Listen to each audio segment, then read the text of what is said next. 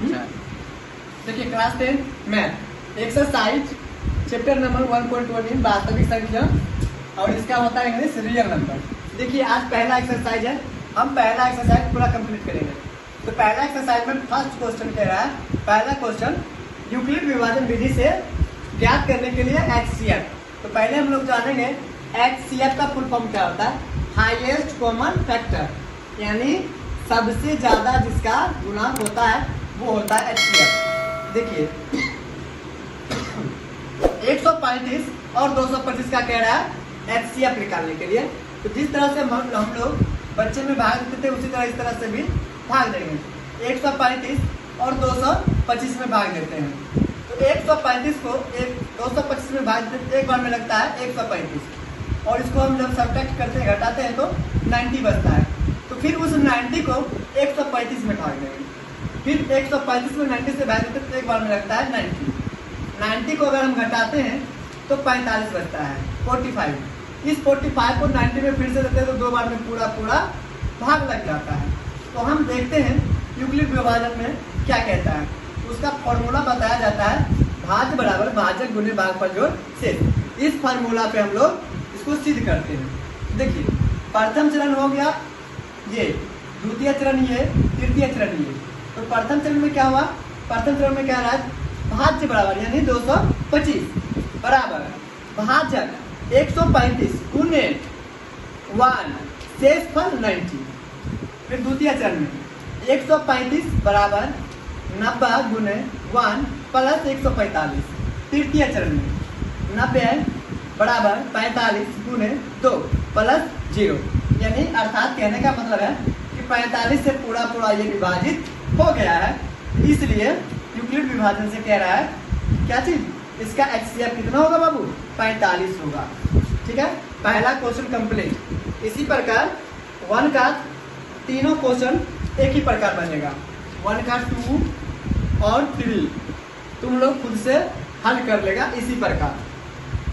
अगर नहीं होगा तो तुम लोग कमेंट कर सकते हो। सेकेंड क्वेश्चन कह रहा है दर्शाइए कि कोई धनात्मक विषम पूर्णांक 6q + 1, 6q + 3, 6q + 5 के रूप में होती है। तो देखिए पहले हम लोग कोई एक धनात्मक विषम पूर्णांक मानते हैं। तो माना कि a कोई धनात्मक विषम पूर्णांक है जहाँ पे कह रहा है q जो होगा 0 के बराबर नहीं होगा। तो अकॉर्डिंग टू क्वेश्चन यानी प्रश्नानुसार,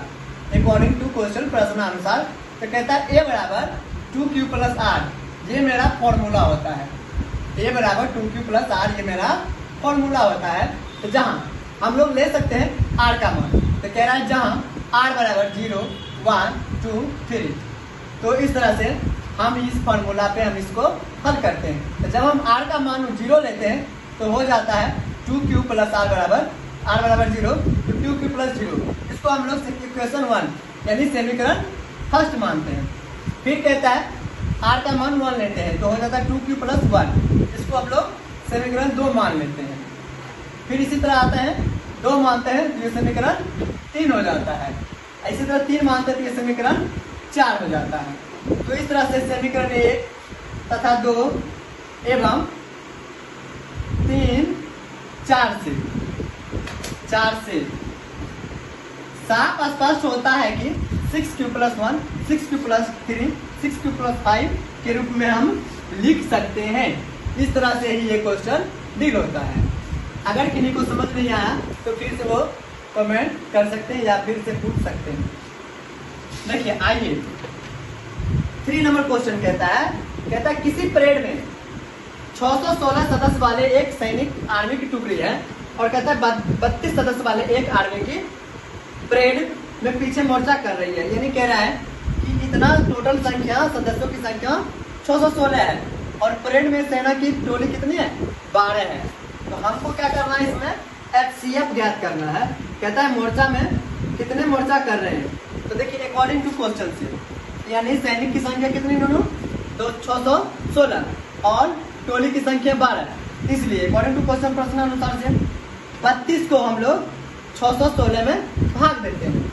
जब हम 32 को 616 में भाग देते हैं तो वो 8 बार में पूरा का पूरा कट जाता है। अतः हम लोग कह सकते हैं HCF बराबर स्तंभों की संख्या 8 होगी, यानी हम लोग को स्तंभ की संख्या निकालनी है। तो स्तंभ की संख्या कितनी होगी? 8 होगी। तो इसी तरह से देखिए दोनों, आप लोग 4 क्वेश्चन नंबर 4 और क्वेश्चन नंबर 5 जिस तरह से हम लोग 2 नंबर क्वेश्चन बनाए हैं, सेम उसी पे आधारित है, आप लोग इसको अच्छे से डील कर लीजिएगा।